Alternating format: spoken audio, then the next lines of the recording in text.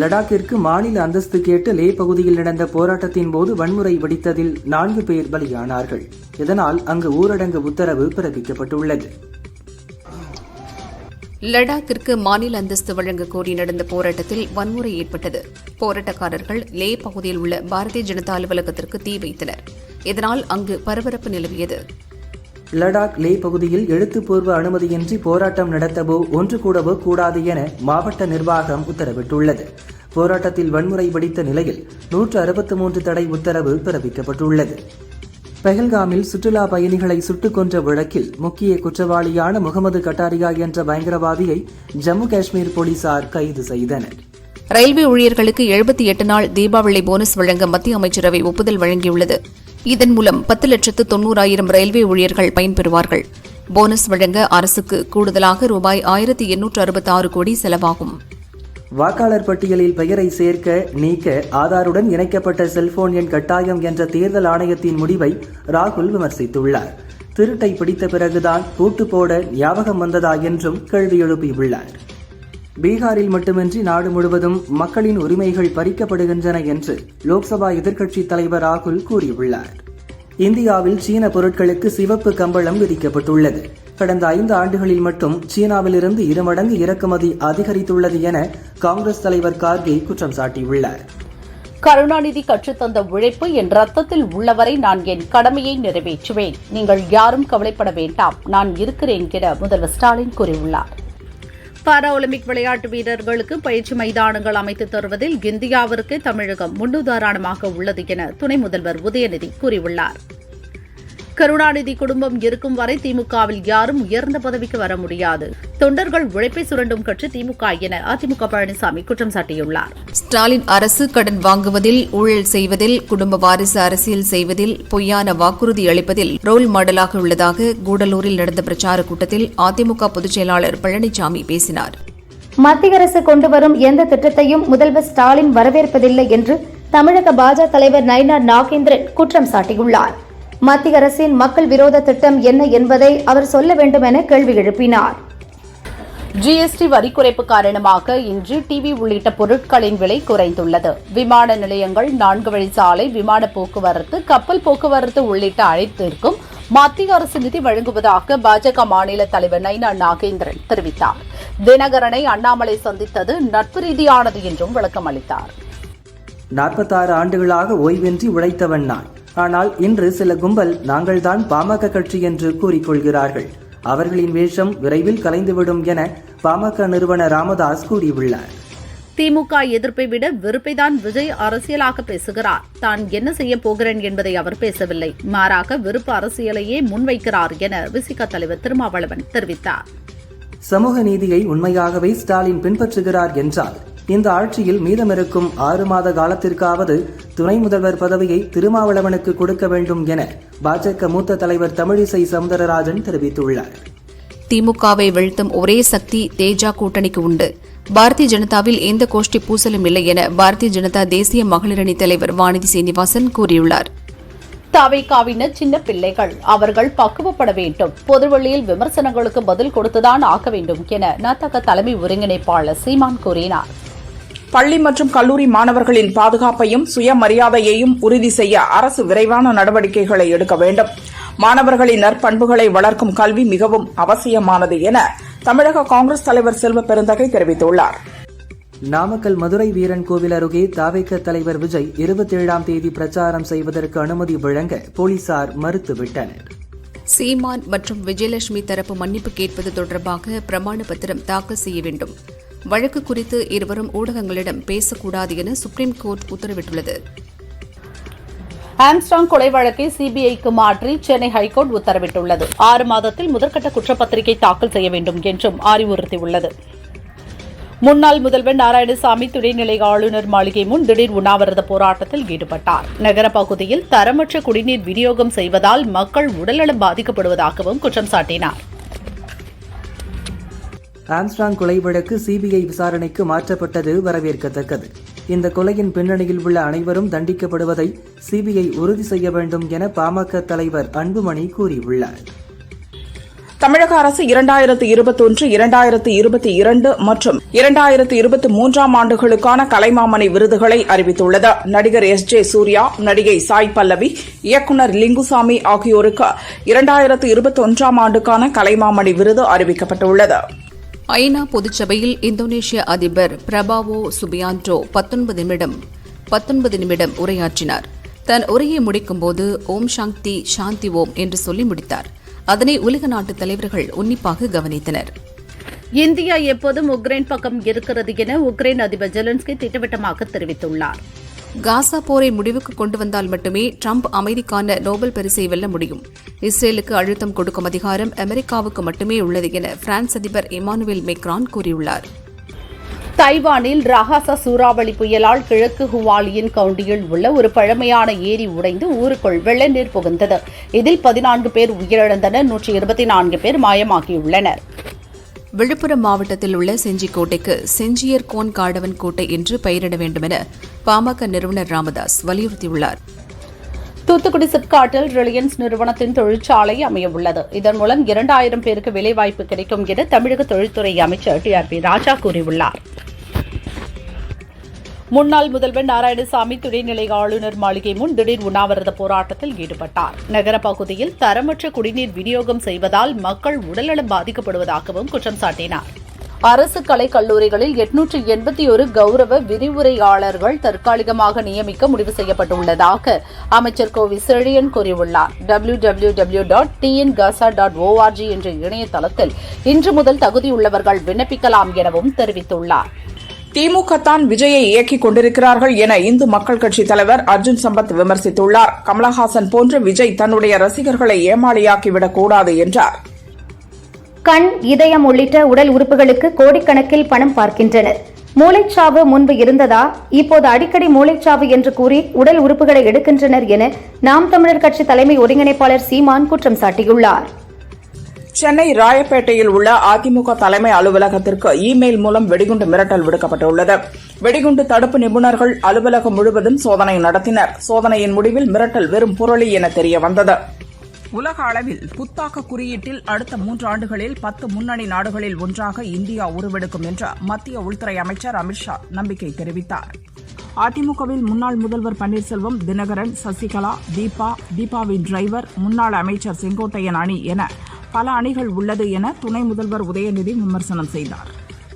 தமிழகத்தில் கடந்த ஆண்டு மூளைச்சாவு அடைந்து உடல் உறுப்பு தானம் வழங்கியவர்களில் 268 குடும்பத்தினர் கௌரவிக்கப்பட்டனர். அதே நேரம் உறுப்பு தானம் பெறாத 11 அரசு மருத்துவமனைகள் மீது அமைச்சர் சுப்பிரமணியன் அதிருப்தியை வெளிப்படுத்தினார். பிரதமரின் உஜ்வாலா திட்டத்தின் கீழ் 25 லட்சம் புதிய இலவச சமையல் கேஸ் சிலிண்டர் இணைப்புகளை வழங்க பிரதமர் மோடி தலைமையிலான மத்திய அரசு முடிவு செய்துள்ளது. இதற்கு பாரதிய ஜனதா மாநில தலைவர் நயினார் நாகேந்திரன் நன்றி தெரிவித்தார். துணை ஜனாதிபதி CP ராதாகிருஷ்ணன் இன்று ஆந்திராவின் விஜயவாடா நகருக்கு வந்தார். அங்குள்ள கனகதுர்கா கோவில் சென்று வழிபட்டார்.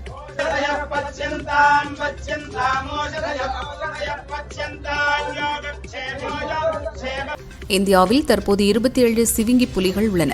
இந்த ஆண்டு இறுதிக்குள் கென்யா, போட்ஸ்வானா, நமீபியா நாடுகளிலிருந்து தலா 10 சிவிங்கி புலிகள் கொண்டுவர மத்திய அரசு திட்டமிட்டுள்ளது. அரசியல் கட்சியினர் பிரச்சாரம் செய்யும் இடங்களில் ஏற்படும் சேதத்துக்கு சம்பந்தப்பட்ட கட்சிகளிடமே இழப்பீட்டை வசூலிப்பது பற்றி அக்டோபர் 16ஆம் தேதிக்குள் விதிகளை வகுக்க வேண்டுமென சென்னை ஹைகோர்ட் உத்தரவிட்டுள்ளது. வாக்காளர் பட்டியலில் திருத்தத்தில் உள்ள சதி ஜனநாயகத்துக்கு மிகப்பெரிய அச்சுறுத்தலாக உள்ளது. விளிம்பு நிலை சமூகங்களின் ஓட்டுரிமையை பறிக்க வகுக்கப்பட்ட செயல் என காங்கிரஸ் செயற்குழு கூட்டத்தில் தீர்மானம் நிறைவேற்றப்பட்டுள்ளது. தில்லி மெட்ரோ ரயில் நிலையங்களிலும் மெட்ரோ ரயில்களிலும் ரீல்ஸ் வீடியோ எடுக்கவோ நடனமாடவோ அனுமதி கிடையாது. மீறினால் சட்டப்படி நடவடிக்கை எடுக்கப்படும் என மெட்ரோ ரயில் நிர்வாகம் எச்சரித்துள்ளது.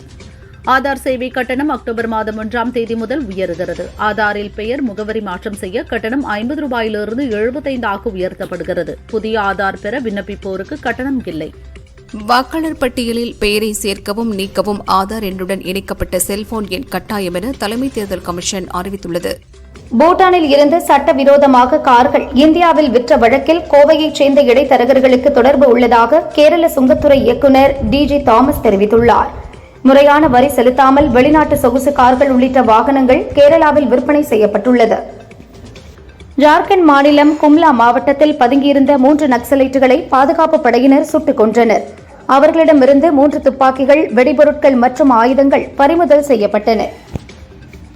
நாட்டிலேயே அதிக எண்ணிக்கையிலான சிசேரியன் அறுவை சிகிச்சைகளின் சுமையை ஆந்திரா சுமந்து வருகிறது. ஆந்திராவில் பணத்திற்காக சிசேரியன் பிரசவங்களை ஊக்குவிக்கும் பேராசை பிடித்த டாக்டர்கள் உள்ளனர் என சந்திரபாபு நாயுடு தெரிவித்தார். பெங்களூரு இப்பலூர் சந்திப்பு பகுதியில் போக்குவரத்து நெரிசலை குறைக்க விப்ரோ வளாகம் வழியாக வாகனங்கள் செல்ல அனுமதிக்க வேண்டும் என விப்ரோ நிறுவனர் அசிம் பிரேம்ஜிக்கு கர்நாடக காங்கிரஸ் அரசின் முதல்வர் சித்தராமையா கடிதம் எழுதியுள்ளார். கொல்கத்தா வெள்ளத்தில் மிதக்க முதல்வர் மம்தா பானர்ஜியின் அலட்சிய போக்கே காரணம் என்று பாரதிய ஜனதா குற்றம் சாட்டியுள்ளது. மம்தா பானர்ஜியும் அவரது அமைச்சர்களும் தூங்கிக் கொண்டிருந்ததால் மக்கள் வெள்ளத்தில் மூழ்கி மின்சாரம் தாக்கி பலியாகினர் என விமர்சித்துள்ளது. விண்ணில் இந்திய செயற்கைக்கோள்களை பாதுகாக்கும் வகையில் 50 மெய்காப்பாளர் செயற்கைக்கோள்களை ஏவ இஸ்ரோ திட்டமிட்டுள்ளது. கடந்த ஆண்டு இந்தியாவின் செயற்கைக்கோள் மீது வேறு நாட்டு செயற்கைக்கோள் மோதுவது போல் சென்றது. இதன் காரணமாக நமது செயற்கைக்கோள்களை பாதுகாக்க மெய்காப்பாளர் செயற்கைக்கோளை விண்ணுக்கு செலுத்த இஸ்ரோ முடிவு செய்துள்ளது. மேற்குவங்க தலைநகர் கொல்கத்தாவில் 24 மணி நேரத்திற்குள் 25 சென்டிமீட்டர் மழை கொட்டி தீர்த்ததால் தாழ்வான பகுதிகளில் மழை வெள்ளம் சூழ்ந்தது. மின் கம்பிகள் அறுந்து விழுந்தது, மின்சாரம் பாய்ந்தது உட்பட மழை தொடர்பான விபத்தில் 10 பேர் உயிரிழந்தனர். திருப்பதி ஏழுமலையானுக்கு 3,86,00,000 ரூபாய் மதிப்புள்ள வைர கற்கள் பதித்த தங்கத்தால் ஆன பூநூலை விசாகப்பட்டினத்தைச் சேர்ந்த பக்தர், தொழிலதிபர் மஸ்தான் ராவ் மற்றும் ரேகா தம்பதியினர் வழங்கினர். திருப்பதி ஏழுமலையான் கோவிலில் வருடாந்திர பிரம்மோற்சவம் கொடியேற்றத்துடன் தொடங்கியது. இன்று இரவு 9 மணி முதல் 11 மணி வரை பிரம்மோற்சவத்தின் முதல் வாகன புறப்பாடாக பெரிய சேஷ வாகன புறப்பாடு 4 மாட வீதிகளில் வீதி உலா நடைபெறவுள்ளது. தஞ்சை சரஸ்வதி மகால் நூலகத்தை தோற்றுவித்த மாமன்னர் சரபோஜியின் 248வது பிறந்தநாள் விழாவினை முன்னிட்டு சரபோஜியின் சிலைக்கு கலெக்டர் பிரியங்கா பங்கஜம் மாலை அணிவித்து மரியாதை செலுத்தினார். திருவண்ணாமலை அண்ணாமலையார் கோயிலில் கார்த்திகை தீப திருவிழாவை முன்னிட்டு ராஜகோபுரம் முன்பாக பந்தக்கால் முகூர்த்தம் வெகு விமரிசையாக நடைபெற்றது. மஞ்சள், குங்குமம், தயிர், இளநீர், சந்தனம், விபூதி உள்ளிட்ட பொருட்களை கொண்டு சிறப்பு அபிஷேகம் நடந்தது. திருப்பதியில் பிரம்மோற்சவத்தை முன்னிட்டு அங்குரார்ப்பணம் எனப்படும் விதைகள் நட்டு செய்யப்படும் சடங்கு நடைபெற்றது. இதில் ஏராளமான பக்தர்கள் தரிசனம் செய்தனர். திருப்பதி நகர் முழுவதும் விழா கோலம் பூண்டுள்ளது. தஞ்சாவூர் மேல வீதியில் அமைந்துள்ள ஸ்ரீ நவநீத கிருஷ்ணன் கோயிலில் கிருஷ்ண ஜெயந்தி விழா, கருட சேவை விமரிசையாக நடந்தது. கோவில் வளாகத்தில் மாணவர்களின் பரதநாட்டிய கலை நிகழ்ச்சியும் நடந்தது. கும்பகோணம் அருகே ஒப்பிலியப்பன் கோயிலில் புரட்டாசி பெருவிழா இன்று கொடியேற்றத்துடன் தொடங்கியது. ஏராளமான பக்தர்கள் பங்கேற்று சுவாமி தரிசனம் செய்தனர். திருவொற்றியூரில் உள்ள தியாகராஜர் சுவாமி வடிவுடையம்மன் கோவிலில் புரட்டாசி மாதம் நவராத்திரி திருவிழாவுக்கான கொடியேற்றம் வெகு விமரிசையாக நடந்தது. அம்மன் தினமும் பல்வேறு அலங்காரத்தில் எழுந்தருளி பக்தர்களுக்கு காட்சியளிக்க உள்ளார். தஞ்சை பெரிய கோவிலில் நவராத்திரி விழாவினை முன்னிட்டு ஸ்ரீ பெரியநாயகி அம்மனுக்கு மீனாட்சி அலங்காரம் சிறப்பாக செய்யப்பட்டது. திரளான பக்தர்கள் கலந்து கொண்டு சுவாமி தரிசனம் செய்தனர். டெட் தேர்வு குறித்து ஆசிரியர்கள் யாரும் பயப்பட வேண்டாம், நான் இருக்கிறேன். எனவே தேர்வை பற்றி கவலைப்பட தேவையில்லை என்று அமைச்சர் மகேஷ் கூறினார். நாளை முதல் 27ஆம் தேதி வரை கோவை, நீலகிரி மாவட்டங்களிலும் 26ஆம் தேதி தென்காசியிலும் கனமழை பெய்ய வாய்ப்புள்ளதாக சென்னை வானிலை ஆய்வு மையம் தெரிவித்துள்ளது. குலசை தசரா திருவிழாவில் ஆபாச நடனத்துக்கு தடை கேட்ட வழக்கை விசாரித்த ஹைகோர்ட் மதுரை கிளை விழாவில் நடக்கும் விதிமீறலை கண்காணிக்க சிறப்பு குழு அமைக்க வேண்டும் என அரசுக்கு உத்தரவிட்டுள்ளது. சென்னை ஈசிஆரில் உள்ள நடிகர் ரவிமோகன் வீட்டில் தனியார் வங்கி அதிகாரிகள் நோட்டீஸ் ஒட்டினர். நோட்டீஸை ஒட்டி 60 நாட்களுக்குள் அசல் மற்றும் வட்டித் தொகையை செலுத்த வேண்டும். இல்லையென்றால் வங்கி மேலாளரை வீட்டை ஜப்தி செய்து ஏலம் விடவோ, விற்பனை செய்யவோ, எடுத்துவிடவோ முழு அதிகாரம் இருப்பதாக வங்கி தெரிவித்துள்ளது. திருமணம் செய்து கொள்வதாக ஏமாற்றிய புகாரில் மாதம்பட்டி ரங்கராஜுக்கு போலீஸ் சம்மன் அனுப்பியுள்ளது. 26ஆம் தேதிக்குள் விசாரணைக்கு ஆஜராக உத்தரவிடப்பட்டுள்ளது. கரூர் தென்னிலை அரசு மேல்நிலைப் பள்ளியில் தவிக சார்பில் பள்ளி வளாகம் சுத்தம் செய்யப்பட்டதாக வீடியோ வெளியான நிலையில் அப்பள்ளியின் தலைமை ஆசிரியர் சுஜாதா ஷியாமலா குளித்தலை அரசு பெண்கள் மேல்நிலைப் பள்ளிக்கு பணியிடமாற்றம் செய்யப்பட்டுள்ளார். பல்வேறு கோரிக்கைகளை நிறைவேற்ற வலியுறுத்தி ஐயாக்கண்ணு தலைமையில் திரளான விவசாயிகள் திருச்சி காவிரி ஆற்றுக்குள் இறங்கி போராட்டத்தில் ஈடுபட்டனர். திருப்பத்தூர் மாவட்டம் ஆம்பூர் பகுதியைச் சேர்ந்த சபீர் அகமத் என்பவர் அதிக அளவில் பண பரிவர்த்தனை செய்திருப்பதை சுட்டிக்காட்டி அமலாக்கத்துறை உதவி இயக்குநர் மோஹித் தலைமையில் 7 பேர் கொண்ட குழு விசாரணை மேற்கொண்டு வருகின்றனர். ஈரோடு மாவட்டம் சத்தியமங்கலம் அடுத்த ஆசனூரை அருகே மைசூர் தேசிய நெடுஞ்சாலையில் உலா வந்த ஒற்றை யானை காரை வழிமறித்து அதன் மேல் கால் வைத்து அச்சுறுத்தியது. அதிர்ச்சியடைந்த டிரைவர் காரை பின்னோக்கி இயக்கி உயிர் தப்பினார். கன்னியாகுமரி மாவட்டம் மார்த்தாண்டம் சிறான்குழி வழியாக சொகுசு காரில் கேரளாவுக்கு கடத்த முயன்ற 1 டன் ரேஷன் அரிசியை வருவாய்த்துறை தனிப்பிரிவு அதிகாரிகள் பறிமுதல் செய்தனர். தப்பியோடிய டிரைவரை போலீசார் தேடுகின்றனர். திருச்சி மாவட்டம் சிங்களாந்தபுரம் கிராமத்தில் உள்ள ஊராட்சி ஒன்றிய துவக்கப் பள்ளியில் கடந்த 9 மாதங்களுக்கு முன்பு புதிதாக கட்டப்பட்டு திறக்கப்பட்ட வகுப்பறை கட்டிடங்கள் இடிந்து விழுந்தன. இது தொடர்பாக துறையூர் ஒன்றிய இன்ஜினியர்கள் 2 பேர் சஸ்பெண்ட் செய்யப்பட்டனர். கோவை அண்ணா சிலை அருகே உள்ள சுகுணா சிக்கன் நிறுவன அலுவலகத்தில் வருமான வரித்துறையினர் 2வது நாளாக சோதனை நடத்தினர். தொடர் வரி ஏய்ப்பு குறித்த புகாரின் அடிப்படையில் அதிகாரிகள் சோதனை நடத்தி வருவதாக கூறப்படுகிறது. நீலகிரி மாவட்டம் கூடலூர் அருகே ஒவேலி பகுதியில் 12 பேரை கொன்ற ராதாகிருஷ்ணன் என்ற யானையை மயக்க ஊசி செலுத்தி வனத்துறையினர் பிடித்தனர். பிடிபட்ட ராதாகிருஷ்ணனை குமிக்கி யானைகள் உதவியுடன் முதுமலை அபயாரண்யம் முகாமில் உள்ள கரோலில் அடைத்தனர். ஊழியர்கள் தங்களுடைய PF நிதியில் இருந்து வரையறை செய்யப்பட்டுள்ள காரணங்களுக்காக பணத்தை பயன்படுத்தாமல் மாறாக வேறு விஷயங்களுக்கு பயன்படுத்தினால் அந்த பணம் மீண்டும் அபராதத்துடன் வசூலிக்கப்படும் என EPFO நிறுவனம் எச்சரித்துள்ளது. அதிமுக முன்னாள் அமைச்சர் HV ஹண்டேவை முதல்வர் ஸ்டாலின் நேரில் சந்தித்து பொன்னாடை போர்த்தி நன்றி தெரிவித்தார். தமிழக அரசின் திட்டங்களை பாராட்டி ஹண்டே தொடர்ந்து முதல்வருக்கு கடிதம் எழுதி வந்தார். திருச்செந்தூர் சுப்பிரமணிய சுவாமி கோயில், மதுரை மீனாட்சியம்மன் கோயில், சமயபுரம் மாரியம்மன் கோயில் இணை ஆணையர்கள் உட்பட 5 இணை ஆணையர்களை இடமாற்றம் செய்து அறநிலையத்துறை உத்தரவிட்டுள்ளது. வயிறு பிரச்சினை காரணமாக அமைச்சர் பெரியசாமி கோவையில் உள்ள தனியார் மருத்துவமனையில் சேர்க்கப்பட்டார். கோவை மருதமலை சுப்பிரமணிய சாமி கோயிலில் நடிகர் யோகி பாபு சாமி தரிசனம் செய்தார். தான் சொந்தமாக தயாரிக்கும் படத்தின் கதையை முருகன் பாதத்தில் வைத்து மனமுருகி வேண்டினார். யோகி பாபுவை கண்ட பக்தர்கள் அவருடன் செல்ஃபி எடுத்து மகிழ்ந்தனர். கூடுதல் வருமானம் 15 கோடி ரூபாயை மறைத்ததற்காக 1.5 கோடி ரூபாய் அபராதம் செலுத்தும்படி நடிகர் விஜய்க்கு பிறப்பித்த உத்தரவு சட்டப்படி சரியே என சென்னை உயர்நீதிமன்றத்தில் வருமான வரித்துறை தரப்பில் தெரிவிக்கப்பட்டுள்ளது. காந்தி ஜெயந்தியான அக்டோபர் 2 விஜயதசமி பண்டிகை வருவதையொட்டி அன்றைய தினம் நடத்த இருந்த கிராம சபை கூட்டம் ரத்து செய்யப்படுவதாக அறிவிக்கப்பட்டுள்ளது. இதற்கு மாற்றாக அக்டோபர் 11ஆம் தேதி கிராம சபை கூட்டம் நடத்த ஊரக வளர்ச்சித்துறை முடிவு செய்துள்ளது. சென்னையில் இன்று ஆபரண தங்கத்தின் விலை சவரனுக்கு 320 ரூபாய் குறைந்து ஒரு சவரன் 84,800 ரூபாய்க்கும் 1 கிராம் 10,600 ரூபாய்க்கும் விற்பனையாகிறது. வெள்ளி 1 கிராம் 150 ரூபாய்க்கு விற்கப்படுகிறது. திருச்சி கண்ணனூர் கிராமத்தைச் சேர்ந்தவர் ஜீவன் குடிபோதையில் மகள் வீட்டிலிருந்த நகையை எடுத்து வந்துள்ளார். இதை தட்டி கேட்ட மகன் ராஜகுருவை தாக்கினார். ஆத்திரமடைந்த மகன் ஜீவனை இரும்பு கம்பியால் அடித்துக் கொன்றார். போலீசார் ராஜகுருவை கைது செய்தனர். எண்ணூரில் மும்பையை பூர்வீகமாக கொண்ட மோகன் என்பவரின் வீட்டில் 7 மணி நேரம் நடந்த அமலாக்கத்துறை சோதனை முடிந்தது. அதிகாரிகள் முக்கிய ஆவணங்களை எடுத்து சென்றனர். டிரைவராக வேலை பார்க்கும் மோகன் 5 கோடி ரூபாய் மதிப்பிலான இடத்தை வாங்கியுள்ளார். தற்போது அவர் மறுவாழ்வு மையத்தில் சிகிச்சை பெற்று வருகிறார். சிகிச்சைக்கு சேர்க்கப்பட்டிருக்கும் நிலையில் மோகன் எப்படி இந்த சொத்துகள் வாங்கினார் என்பது குறித்து அதிகாரிகள் விசாரணையை தொடங்கியுள்ளனர். குடியாத்தம் அருகே மிளகாய் பொடி தூவி காரில் கடத்தப்பட்ட 4 வயது சிறுவன் மாதனூர் அருகே போலீசாரால் மீட்கப்பட்டான். கடத்திய கும்பல் சிறுவனை இறக்கிவிட்டு தப்பியது குறித்து விசாரிக்கப்படுகிறது. சிவகங்கை மாவட்டம் கட்டுக்குடிப்பட்டி அரசு மேல்நிலைப் பள்ளியில் பயிலும் 3 மாணவிகளுக்கு பாலியல் தொல்லை கொடுத்த ஆசிரியர் ஆரோக்கியசாமியை போக்சோ சட்டத்தின் கீழ் போலீசார் கைது செய்தனர். பின்னர் அவர் சஸ்பெண்ட் செய்யப்பட்டார். கோவை வெள்ளிக்கிணறு அருகே போதை மருந்து தடவிய ஸ்டாம்புகள் மற்றும் கஞ்சா விற்ற 3 பேருக்கு தலா 5 ஆண்டுகள் சிறை தண்டனையும் 50,000 அபராதமும் விதித்து கோவை போதைப்பொருள் தடுப்பு நீதிமன்றம் உத்தரவிட்டுள்ளது. நடிகர் சூர்யாவின் பாதுகாவலர் அந்தோனி ராஜிடம் 42 லட்சம் ரூபாய் மோசடி செய்த புகாரில் சூர்யா வீட்டில் வேலை பார்த்து வந்த சுலோச்சனா என்பவர் உட்பட 4 பேரை போலீசார் கைது செய்தனர்.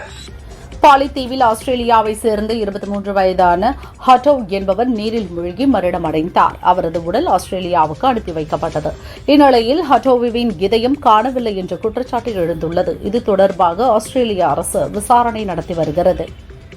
மலேசியாவில் வரும் டிசம்பர் மாதம் நடக்கவுள்ள ஆசியன் லீமேன்ஸ் தொடரில் நடிகர் அஜித்குமார் மற்றும் பிரபல இந்திய காற்பந்தய வீரர் நரேன் கார்த்திகேயன் இணைந்து பங்கேற்க உள்ளதாக அறிவிப்பு வெளியாகியுள்ளது. என்னை கலைமாமணியாக தேர்ந்தெடுத்த தமிழக அரசுக்கும் முதல்வர் ஸ்டாலினுக்கும் அன்பான ரசிகர்களுக்கும் கோடான கோடி நன்றிகள் என நடிகர் SJ சூர்யா தெரிவித்துள்ளார். ஹிந்தி தெலுங்கில் நடித்து வருகிறார் ஜான்வி கபூர். இவரது தாயாரான மறைந்த நடிகை ஸ்ரீதேவி 2017 விராட் கோலி, அனுஷ்கா சர்மா திருமண வரவேற்பில் நீல நிற புடவை அணிந்து பங்கேற்றார். தற்போது அதே மாதிரியான புடவையில் ஜான்வியும் ஒரு நிகழ்ச்சியில் பங்கேற்றார். இதை பார்த்த பலரும் இவர் ஸ்ரீதேவியா இல்லை ஜான்வியா என உற்றுநோக்கி வியப்பாக பார்த்தனர். நடிகரும் இயக்குனருமான பார்த்திபன் இறந்ததாக யாரோ சிலர் செய்தியை பரப்பியுள்ளனர். இதற்கு பார்த்திபன், இதுபோன்ற செய்திகள் மரணமடைய வேண்டும். இதை தயாரிப்பவர்கள் தங்களின் வாய்க்கரிசிக்காக செய்தாலும் மற்றவர்களின் மனதை பிணமாக்கி அதை கொத்தி தின்னும் கேவல பிறவியாக வாழ வேண்டுமா? சம்பந்தப்பட்டவர்கள் குடும்பம் அது தாயும் தாரமும் பெற்றதுகளோ யோசிக்க வேண்டும். அவர்களாகவே திறந்த அந்த சுடுகாட்டு சுடலை சாமியும் 6வது அறிவோ உதவ வேண்டும் என்று குறிப்பிட்டுள்ளார். மோகன்ஜி இயக்கத்தில் ரிச்சர்ட் ரக்ஷனா நட்டி நடித்துள்ள படம் திரௌபதி 2 சரித்திர படமாக உருவாகி வரும் இதன் படப்பிடிப்பு முடிந்துவிட்டது. 5 மாத எங்கள் குழுவினரின் அயராத உழைப்பு உங்களை உறைய வைக்கும் ஒரு வரலாற்று திரைப்படம் உருவாகிறது. மும்பையில் ஆரம்பித்த திரௌபதி 2 படப்பிடிப்பு அரியலூரில் நிறைவடைந்தது.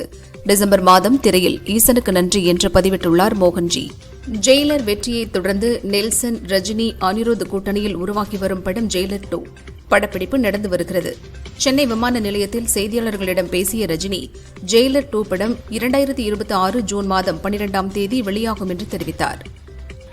இந்த ஆண்டு தீபாவளிக்கு துரு விக்ரமனின் பைசன், பிரதீப் ரங்கநாதனின் டூயட் மற்றும் லவ் இன்சூரன்ஸ் கம்பெனி, ஹரிஷ் கல்யாணனின் டீசல், சமுத்திரகனியின் கார்மேனி செல்வம் ஆகிய படங்கள் ரிலீஸ் ஆகின்றன. இவற்றுடன் லேட்டஸ்டாக நட்டியின் கம்பிக்கட்ன கதை என்ற படமும் ரிலீஸ் என அறிவிக்கப்பட்டுள்ளது. லப்பர் பந்து வெற்றிக்கு பின் தமிழில் நிறைய படங்களில் ஸ்வாசிகா நடிக்கிறார். இவர் கூறுகையில், எனக்கு இன்னும் ஆங்கிலம் சரியாக பேச முடியவில்லை என்ற கவலை இருக்கிறது. அப்போது கங்கனாவை நினைத்துக் கொள்வேன். அவர் முதலில் ஹிந்தியில் பேசி பின்னர் ஆங்கிலத்திற்கு மாறினார். நானும் விரைவில் சரளமாக ஆங்கிலம் பேசுவேன் என்றார். மனதை திருடிவிட்டாய், ஒரு பொண்ணு ஒரு பையன் படங்களை இயக்கியவர் நாராயணமூர்த்தி, வயது 59. நந்தினி, ராசாத்தி உள்ளிட்ட சீரியல்களையும் இயக்கியுள்ளார். நெஞ்சுவலி காரணமாக சென்னை ஓமந்தூரார் மருத்துவமனையில் அனுமதிக்கப்பட்டிருந்த இவர் சிகிச்சை பலனின்றி காலமானார்.